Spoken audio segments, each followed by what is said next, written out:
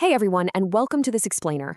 If you are a CPA candidate who's been staring at managerial accounting questions, just feeling totally overwhelmed by the sheer number of cost classifications, well, you're in exactly the right place. Today, we're going to cut through all that noise. We are transforming those dry, textbook cost accounting definitions into your ultimate exam survival guide, giving you a really focused lesson on decision-making costs. So, here's our game plan for today's review session. We've got 5 main areas to hit: the core decision rule, opportunity and incremental costs, classifying managerial costs, avoiding common exam traps, and we'll wrap it all up with the cost-benefit conclusion. This structure is going to give you the mental buckets you need to easily categorize and memorize these tricky concepts. Let's jump right in. Starting with Section 1, the core decision rule, where we navigate future versus past costs. Listen, this is basically the absolute golden rule of managerial decision-making.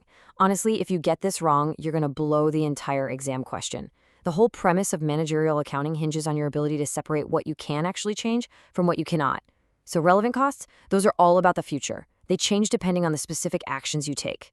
Every other cost is assumed to be constant, making them completely irrelevant to your decision. Sunk costs, on the other hand, are past historical costs. They are already set in stone. Because they don't vary no matter what choice you make today, they have absolutely zero bearing on your future paths. I really want you to burn this into your brain. Sunk costs are never relevant to future decisions. When you're sitting there in the exam room sweating over some convoluted word problem, you have to recognize that sunk costs are literally just distractor numbers designed to trick you. The exam writers want you to factor in that money you spent on a piece of machinery 5 years ago. You know, it's kind of like forcing yourself to sit through a terrible 2-hour movie just because you already bought the ticket. Do not fall for it. Just cross those historical costs right out of the problem. All right, moving on to Section 2, opportunity and incremental costs, where we evaluate the alternatives. Okay, so now that we know we need to aggressively ignore the past, how do we actually, mathematically, choose between 2 different future paths? Imagine a quick mini scenario. Management is deciding on a make or buy pricing model. Should we manufacture this component in-house or just purchase it from an outside supplier? How do we measure the true cost of that choice without getting bogged down by a bunch of useless data?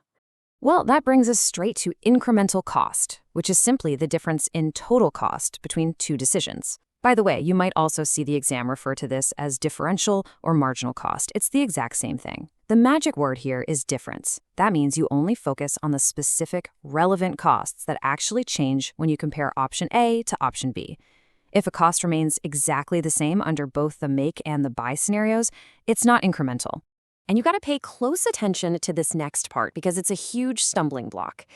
Incremental cost never includes fixed costs or sunk costs. If a fixed cost, let's say the factory rent, stays exactly the same regardless of whether you make the part or buy it, it has absolutely no place in your incremental cost calculation. Since it doesn't differ between your alternatives, it completely drops out of the equation. Now, let's talk about opportunity cost, because what's really interesting here is how we define what we're giving up. Opportunity cost is the lost contribution margin that is foregone by not choosing the next best alternative. Notice how I didn't just say lost revenue. I specifically said lost contribution margin. Picture this. You choose to manufacture a new shoe instead of a boot on your factory's limited assembly line. Your opportunity cost is the exact contribution margin you lose by walking away from making those boots.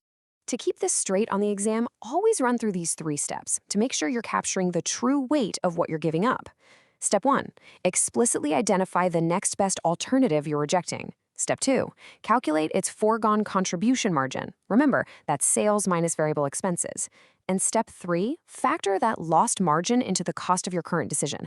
It's a very real economic cost, even if it never actually shows up on a traditional accounting ledger.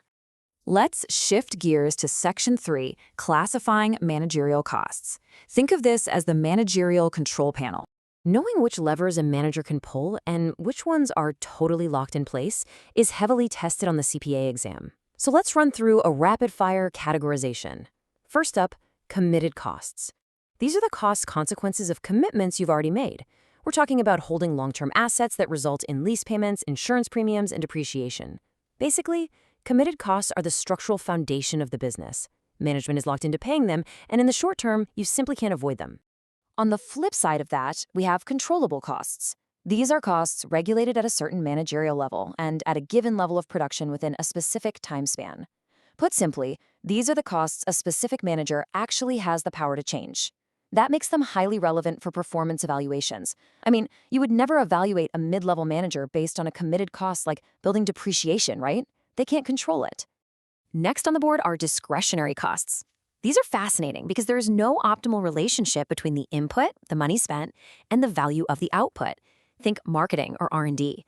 Because there's no direct mathematical formula tying a dollar of R&D to a specific number of sales, management has total discretion here. They can increase, slash, or entirely eliminate these budgets. If a recession hits and they need to keep the lights on, management has the total discretion to just slash these budgets to zero.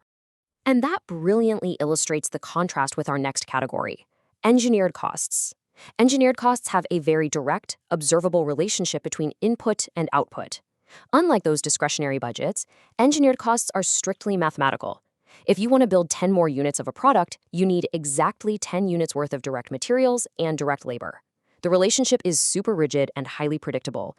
Finally, we have value-adding costs. These are costs that simply cannot be eliminated without reducing the quality, responsiveness, or quantity of the final output. As a manager, you've got to protect value-adding costs at all times.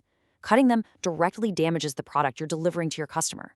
Your goal is always to trim the fat, meaning the non-value-adding costs, while fiercely preserving these crucial investments. All right, Section 4, avoiding common exam traps. Do not fall through the trap door, folks. The exam raters are incredibly clever, and they actively try to trip you up with specific, predictable traps hidden inside long word problems. So let's map out exactly where they are. The biggest ones to watch out for: factoring sunk costs into future decisions, confusing your incremental costs with your grand total costs, mistakenly including unavoidable fixed costs in your incremental math, and forgetting that opportunity cost specifically means the lost contribution margin, not just lost top-line revenue. Here is a massive success tip to keep you out of trouble. You absolutely must distinguish the difference between incremental and total costs. When you're reading a question, I want you to continually stop and ask yourself, wait, does this number represent the grand total of everything happening, or does it isolate just the incremental difference between my choices? If you focus on the total, you're almost certainly going to get the wrong answer. To build your defense against these traps, keep the terms totally isolated. Incremental cost measures only the difference between two options, which keeps your analysis pure and focused. Total cost, however, includes both fixed and variable elements. Relying on total cost is incredibly dangerous in decision-making because it blurs the line. It hides all those irrelevant sunk and fixed costs we talked about earlier, right inside a massive aggregate number. And that brings us to Section 5, the cost-benefit conclusion, our ultimate takeaway. Let's ground all of these specialized terms, from engineered costs to opportunity costs, into the one overarching theme that drives every single sound business move and honestly every right answer on the CPA exam.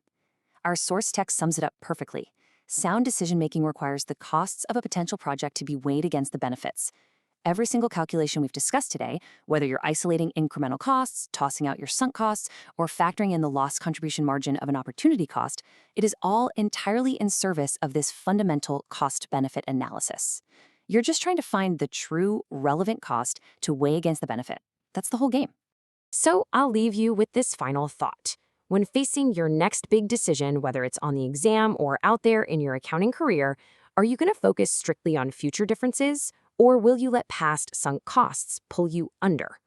As you head back into your exam prep, remember to ruthlessly separate the past from the future, ignore the irrelevant noise, and always ask yourself what you are truly giving up.